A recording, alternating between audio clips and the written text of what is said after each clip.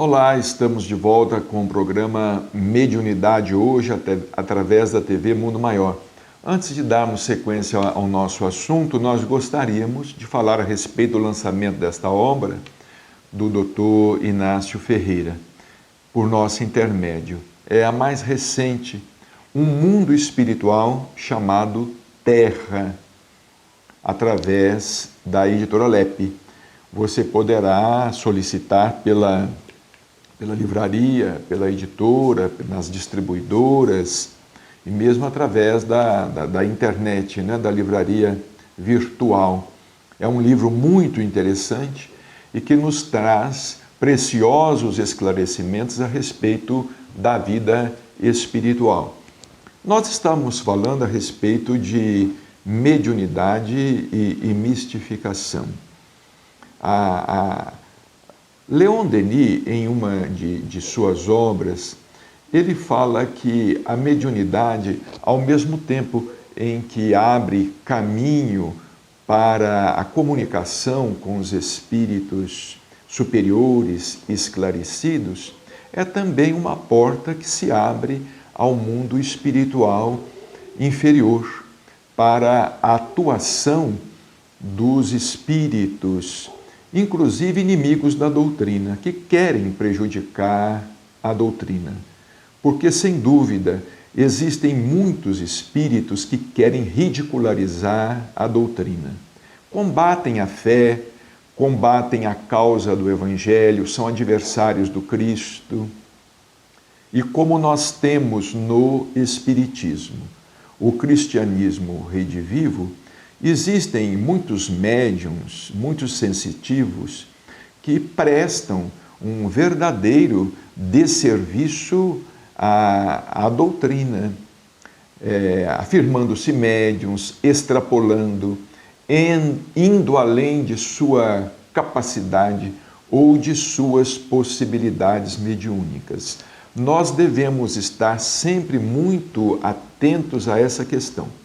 A questão da mistificação. Existe muito joio misturado ao trigo e nós precisamos ter discernimento. Os médiuns são muito suscetíveis, eles são muito influenciados pelos espíritos que se baseiam em suas fraquezas, em suas fragilidades morais.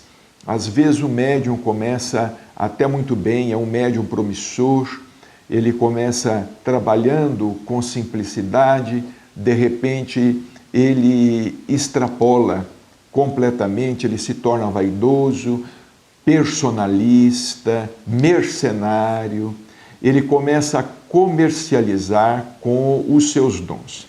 Isso não é só no Espiritismo, não, isso é da história. Allan Kardec lidou com esse assunto já ao seu tempo, com a questão dos médiuns mistificadores. No livro História do Espiritismo, de Conan Doyle, ele nos fala a respeito de vários médiuns que se desviaram do caminho. As irmãs Fox mesmo foram acusadas posteriormente de charlatanismo. Diversos outros médiuns famosos na história foram acusados de charlatanismo, médiuns de efeitos físicos, principalmente médiuns de cura e médiuns de efeitos físicos, não é? Que passaram a dar espetáculos em casas teatrais, nos palcos. E Allan Kardec escreve em O Livro dos Médiuns que o espiritismo verdadeiro ele jamais se exibiria nos palcos, ele jamais faria demonstrações em palcos. Então a mistificação na doutrina espírita deve nos preocupar mais que o animismo.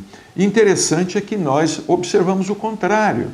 As pessoas se preocupam muito com o animismo e quase não se preocupam com a mistificação.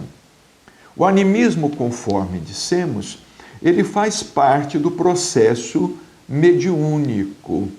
O médium, Muitas vezes, no início de seu desenvolvimento, quando ele ainda não tem estudo suficiente, leitura suficiente, quando ele ainda não alcançou a luz do discernimento, ele costuma confundir muito as coisas. Ele acha que tudo é da cabeça dele, que ele é que está criando, é fruto da imaginação, é tudo fruto da imaginação, e às vezes não é nem ele. Às vezes são os dirigentes das reuniões mediúnicas.